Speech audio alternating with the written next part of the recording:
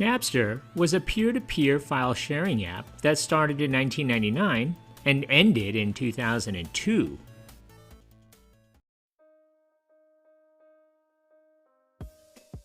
Napster was founded in May of 1999 by Sean Fanning and Sean Parker, two college students with a shared vision of revolutionizing how music was accessed and distributed. The two students created a service that allowed users to share their music files directly with each other, effectively creating a vast and decentralized online music library.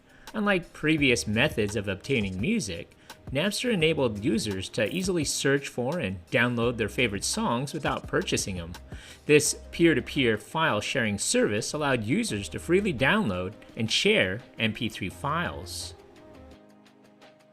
The software application was easy to use with a free account, and it was specifically designed for sharing digital music files in the MP3 format across a web-connected network. If you were a computer-literate user like me back in the late 1990s, you may remember the good old dial-up internet. Many times it would take 10 to 15 minutes to download a song if your internet connection was really slow. Within months of its launch, millions of users flocked to the platform, illustrating the demand for a far more accessible way to acquire music. This rapid growth alarmed the music industry, which had long been accustomed to traditional distribution channels such as music shops, mail-order distribution services, and big box stores, to name a few. Napster quickly gained traction among music enthusiasts, offering a vast library of songs that could be accessed with just a few clicks. The service became widely popular, attracting millions of users from around the world.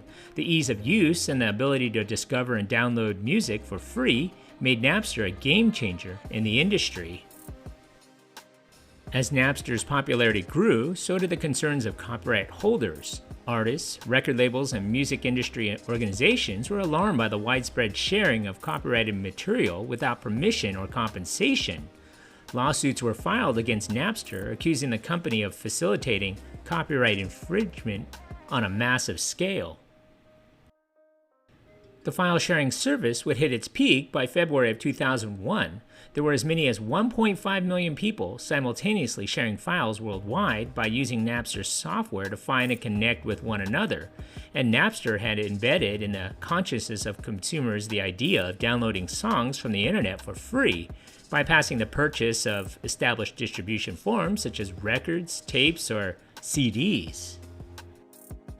Just about every type of music genre was on tap in the MP3 format, originating from audio sources such as analog cassette tapes, vinyl records, and CDs. Napster was also a useful resource for people looking to download rare albums, bootleg recordings, and the latest chart toppers. All of this was done essentially without copyright approvals, which made most of its activities illegal. Hey, I am not going to jail for you or anybody else. I have done nothing bad my entire life. Hey, man, I'm still a virgin. Okay, so what? I downloaded a couple of thousand songs off the internet. Who hasn't? Who hasn't? Countless lawsuits were filed to bring the early streaming service down. Napster was shut down in July of 2001 after a successful court injunction was granted to the Recording Industry Association of America. But the idea that songs could be downloaded, stored, and shared through networked computers had clearly caught on. The company would make a notorious $26 million settlement between the record labels and Napster. This settlement effectively ended the company as they filed for bankruptcy. Shortly thereafter, Napster was forced into liquidating its remaining assets. In 2002, Napster's brand and logos were acquired at a bankruptcy auction by Roxio in a bid for $5.3 million in cash to buy the rights for Napster's technology portfolio, brand name, and trademarks, which they used to rebrand their streaming service, formerly called PressPlay, as Napster 2.0. Roxio relaunched Napster as a legitimate e-commerce enterprise that sold digital music files. In 2004, Roxio changed its corporate name to Napster to strengthen the identification with its music website. In 2008, Napster was acquired by the Best Buy Company for $121 million. At that time, the struggling Napster digital music service reportedly had 700,000 subscribing customers.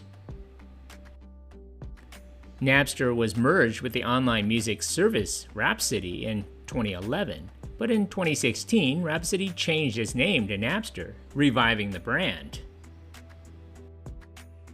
In 2020, Napster was acquired by the British virtual reality music company Melody VR, which in turn rebranded itself as the Napster Group.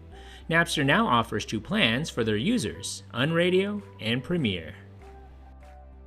In 2023, the company acquired Mint Songs, a Web3 startup.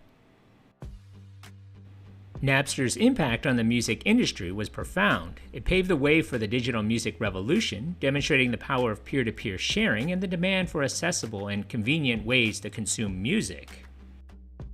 Napster's success also exposed the flaws in the traditional music industry model, leading to development of legal digital music platforms such as iTunes and Spotify.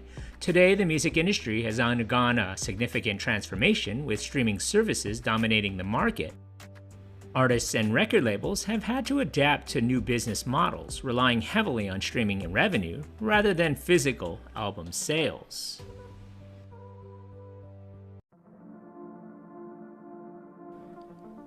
Thank you for watching. If you like this content, and if you haven't already, hit that subscribe button. Thanks.